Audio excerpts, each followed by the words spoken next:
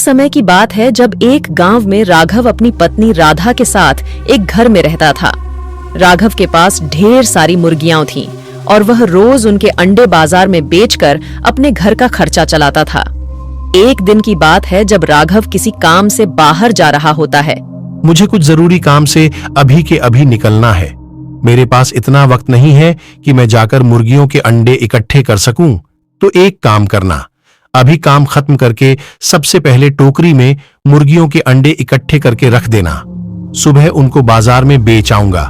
बस फिर राघव अपने काम से निकल जाता है और राधा काम खत्म करके अंडे इकट्ठे करने चली जाती है। उसके पास एक टोकरी होती है जिसमें वो एक एक करके सारी मुर्गियों के पास से अंडे उठाकर डालने लगती है। राधा पूरी टोकरी को अंडों से भर देती है और उस टोकरी को एक तरफ रखकर चली जाती है। दूर से एक आदमी उस टोकरी को देख रहा होता है। अरे वाह, इतने सारे अंडे, ये तो मेरा बढ़िया काम हो गया। अब मैं चुपके से जाकर फटाफट ये टोकरी उठा लेता हूं, इससे तो मेरी खूब कमाई हो जाएगी। राज चुपके से अंदर जाता है और अंडे की पूरी टोकरी उठाकर अपने घर ले जाते हुए गाना गाता है। क्या बोलती कंपनी, कमारेली बूट बनी, इनको लग रहा शाली बन रहे, अरली लग रही बूट बनी है, आपा चाली मत कर, आई बापुन कट्टर 3770। अरे अरे अरे, ये क्या कर रहे हो? इतना घबराए हुए क्यों हो? और ये इतने सारे अंडे कहाँ से ले आए? अरे भाई रुको रुको, मैं सब बताता हूँ। ये सारे अंडे वो राघव है ना, उसकी मुर्गियों के हैं। मैंने ये टोकरी वहां रखी देखी तो मैं झट से उठा लाया। मतलब तुमने चोरी की? चुप रहो, तुम ना समझ, पता है ना घर के क्या हालात है। मैंने कुछ सोचा है, अगर मैं ये अंडे लेकर बाजार में बेचने गया तो सबको शक होगा कि मैं इतने अंडे कहां से लाया, खासकर उस राघव को। इसलिए मैंने सोचा है मैं अंडे बिरयानी का ठेला लगाऊंगा। इन अंडों का बिरयानी बनाकर बेचूंगा और किसी को कुछ शक भी नहीं होगा। कच्चा अंडा 5 रुपए में बिकता है, पर अगर इसी कच्चे अंडे का बिरयानी बनाकर बेचूंगा तो वो 50 रुपए में बिकेगा। अरे वाह, सही रहेगा। मुफ्त के अंडे और फिर उससे इतनी कमाई, मजा आ जाएगा। हम तो बड़ी जल्दी अमीर हो जाएंगे। और क्या, बस अब हमको कल अंडे बिरयानी की ठेला लगानी है। बस फिर रात सारे इंतजाम करके अंडे बिरयानी की ठेला लगाता है। आओ आओ, जल्दी आओ जल्दी आओ। स्वादिष्ट अंडा बिरयानी खाओ, एक बार खाओगे तो बार बार खाओगे और रोज रोज आओगे। अरे भैया, ये ठेला तुमने आज ही लगाई है क्या? हाँ भैया, आज ही लगाई है। आओ आप भी खाओ, एक बार खा कर देखो। ठीक है भैया, जरा बना दो फिर एक प्लेट अंडा बिरयानी। राज के पास एक एक करके काफी ग्राहक आने लगते हैं और उस दिन राज की अच्छी खासी कमाई हो जाती है। पर दूसरी तरफ राघव और राधा अपने अंडे का टोकरा ढूंढने में लगे होते हैं। एक काम बोला था तुम्हें और वो भी तुमने ठीक से नहीं किया। अरे मैंने एक ही टोकरी में रख दिया था, पर जाने कहाँ चला गया। यहीं इसी जगह मैंने अंडे का टोकरी रखा था। मैं सच बोल रही हूँ। राघव और राधा घर जाकर सो जाते हैं और राज पूरे दिन की कमाई लेकर वापस लौट रहा होता है। काफी रात हो चुकी होती है और राज के पास काफी पैसे भी होते हैं, इसलिए वो दूसरे रास्ते से आने लगता है। पर उसे इस बात का बिल्कुल अंदाजा नहीं होता कि उसी रास्ते पर लूटपाट होती है। वो जैसे ही उस रास्ते पर थोड़ा आगे बढ़ता है, ये तभी अंधेरे में 2 आदमी चाकू लेकर उसके आगे आ खड़े होते हैं। चुपचाप माल निकाल, वरना ये चाकू तेरे पेट में डाल दूंगा। हाँ, जल्दी से सारा माल निकाल। मेरे पास तो कुछ भी नहीं है। भाई सुन, हमारे सामने ज्यादा चालू बनने की जरूरत नहीं है, समझा? जान प्यारी है तो पैसे निकाल अभी के अभी। मैं सच बोल रहा हूं, मुझे जाने दो। ये ऐसे नहीं मानेगा, इसे पकड़ना जरा। राज डर जाता है और चिल्लाने लगता है। दोनों चोर उसके पैसे छीनने लगते हैं। राज भी अपनी पूरी जान लगा देता है, पर पैसों की पोटली नहीं देता। हाथापाई में चाकू राज के पेट में घुस जाता है और राज के पेट से खून बहने लगता है। देख दोनों चोर वहां से तुरंत भाग लेते हैं। राज वहीं तड़प तड़प कर मर जाता है और मरने के बाद वो एक भूत बन जाता है। ये क्या कर दिया? मुझे मार डाला, मैं तो भूत बन गया हूं। अब मेरी बीवी का क्या होगा? भूत अपने घर जाता है तो उसकी बीवी उसे देख जोर जोर से चिल्लाने लगती है।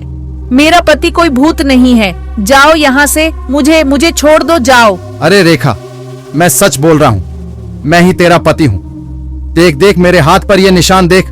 अरे मैं कब से बोल रहा हूं कि मैं राज हूं। आज जब मैं सारे अंडे बिरयानी बेचकर घर आ रहा था तो दो चोरों ने मुझे पकड़ लिया और हाथापाई में उनके हाथ में लगा चाकू मेरे पेट में घुस गया। मैं तो वहीं मर गया और भूत बन गया। हे भगवान, मेरे पति मर गए, मैं विधवा हो गई। रेखा ये सुनकर जोर जोर से रोने लगती है। भूत उसे जैसे तैसे तसल्ली देता है। देख देख रेखा, अब रो मत, मैं तो तेरी मदद के लिए आया हूं।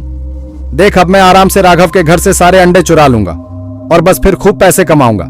रेखा एक बहुत ही लालची औरत होती है और उसे यह सुनकर लालच आ जाता है। वो रोना धोना बंद करके अपने पति की बात मान लेती है।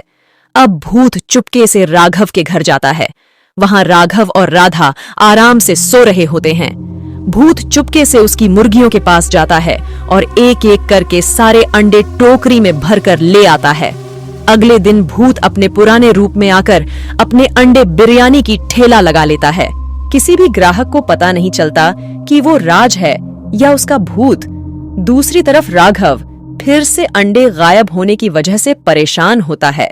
आज फिर अंडे की टोकरी गायब है। आखिर ये हमारे साथ क्या हो रहा है? घर के अंदर घुसकर आखिर कौन ऐसे अंडे ले जा सकता है? मैंने तो सारे खिड़की दरवाजे भी बंद कर रखे थे। दोनों मिलकर सारे घर में ढूंढ लेते हैं और फिर आसपास जाकर पूछताछ भी करने लगते हैं, पर कुछ पता नहीं चलता। अब रोज रोज ऐसा ही होने लगता है। हर रोज अंडे गायब हो जाते हैं क्योंकि राज का भूत रोज रात को आकर वो अंडे चुरा लेता है और फिर अगले दिन उनका अंडा बिरयानी बनाकर बेच देता है। ऐसा करते करते काफी दिन हो जाते हैं और अब राघव बहुत ज्यादा परेशान हो चुका होता है। ऐसे चलता रहा तो हम सड़क पर आ जाएंगे। हमें इसका पता लगाना ही होगा कि आखिर अंडे कौन चोरी कर रहा है। मेरे पास एक आइडिया है। क्यों ना हम सारे अंडे पर निशानी बना दे? फिर कल तुम बाजार जाकर देखना कि कौन हमारे अंडे बेच रहा है। बस फिर उस दिन वो सारे अंडों पर एक प्लस का निशान बनाकर टोकरी में रख देते हैं। अब रात होती है और राज का भूत वहां आकर अंडे चुरा लेता है। सुबह जब राघव को अंडे फिर से गायब मिलते तो वो फटाफट बाजार के लिए निकल पड़ता है और वहां एक एक करके सभी अंडे बेचने वाली दुकानों पर चेक करता है, पर उसे निशान बनाए हुए है अंडे कहीं नहीं मिलते। मैं तो बहुत थक गया। यहाँ तो पूरे बाजार में कहीं भी किसी के पास अंडे नहीं है। अब तो मुझे भूख भी लगने लगी है। राघव थक हार कर एक पेड़ के नीचे बैठ जाता है। फिर सामने उसकी नजर राज के अंडे बिरयानी की ठेला पर जाती है। राघव राज का ठेला पर जाता है और उससे सवाल करने लगता है। अरे राज, तूने ये काम कब से शुरू किया? अरे अभी कुछ दिन हुए। अच्छा, जरा मेरे लिए भी एक प्लेट अंडा बिरयानी बना दो।